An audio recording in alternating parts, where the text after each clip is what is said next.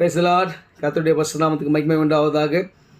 இன்றைய நாள் பொழுதிலே உங்கள் அனைவரையும் சந்திப்பதிலே நான் மகிழ்ச்சி கொள்கிறேன். கர்த்தர் உங்களை ஆசீர்வதிப்பாராக. இன்றைய நாளுக்கான இறை வாக்கியம் மார்க்கு எழுதின நற்செய்தி நூல் 4ஆம் அதிகாரம் 3 முதல் 8 வசனங்கள் முடிய. இந்த வசனத்திலே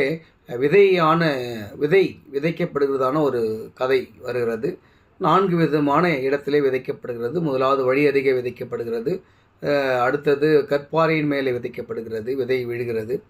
விதை ஒரு இடத்துல தான் தூவுறாங்க. அது எங்கெங்கே விழுதுன்றதை நான் சொல்கிறேன். வழி அருகே முதலாவது விழுகிறது, கற்பாறையின் மேலே விழுது, முள்ளுள்ள இடங்களில் விழுது, அது நல்ல நிலத்தில், விளைச்சல் நிலத்தில் போய் விழுது. இந்த வழி அருகே விதைக்கப்பட்ட விதை பறவைகள் கனி கொடுக்காதபடிக்கு அந்த விதைகளை பட்சித்து போட்டு சாப்பிட்டுட்டு போயிடுச்சு. அதுக்கடுத்து பார்த்திங்கன்னு சொன்னால் அதாவது கற்பாறையின் மேலே விதைக்கப்பட்ட விதை. அந்த விதை மண் இல்லாததுனால, பாறை கல் வந்ததுனால, வேறு ஆழமாக போக முடியாததுனால அது பலன் கொடுக்காமல் வெயில்னால கருகி போயிடுச்சு. அதுக்கடுத்து பார்த்திங்கன்னா முள்ளுள்ள இடத்துல விழுந்தது. அது இப்போ வளர்ந்து வருது. ஆனால் அந்த முட்கள் அது பலன் கொடுக்காதபடிக்கு அதை என்ன பண்ணிடுது, அழுத்தி போட்டு அதை வளர விடாமல் பண்ணிடுது. அது நல்ல நிலத்தில் விதைக்கப்பட்ட விதை. எனக்கு அருமையானவர்களே, இந்த 4 விதமான செயல்பாடுகள் இருக்குது. இதில் நாம் எப்படி இருக்கிறோம்? இந்த விதை என்பது விதை அல்ல, ஆண்டவருடைய வார்த்தை. ஆண்டவரோட வார்த்தை எல்லாருக்குமே எல்லா இடத்துலையும் போதிக்கப்படுகிறது. கர்த்தர் நல்லவர் என்பதை ருசித்து பாருங்கள் சொல்லி போதிக்கிறாங்க.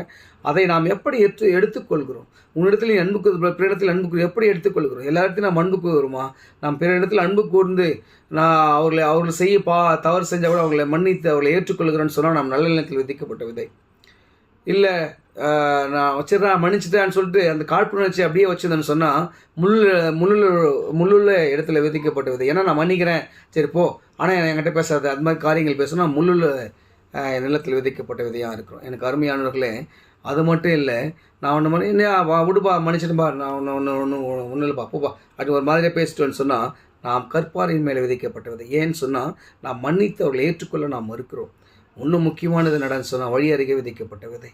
இது அவர் எதுவுமே செய்யலை, ஏதோ செஞ்சுட்டாங்க, என்னை மன்னிச்சிருப்பான்னு சொல்லும்போது அதை காதில் கூட கேட்காம நம்ம போயிடுறோம். பார்த்தீங்களா, எனக்கு நீயே என்கிட்டலாம் மன்னிக்க வேறு, நீ என்கிட்ட பேசாத, நானும் உங்கள்கிட்ட அந்த மாதிரி ஒரு கோபத்தின் வார்த்தைகளை நாம் விடுகிறோம். அந்த வார்த்தைகளை எல்லாம் எடுத்து போடுங்க. எனக்கு அருமையானவர்களே, நாம் எப்படி இருக்கிறோம்? எந்த நிலத்தில் நம்மளை விதைச்சிருக்கிறாங்க?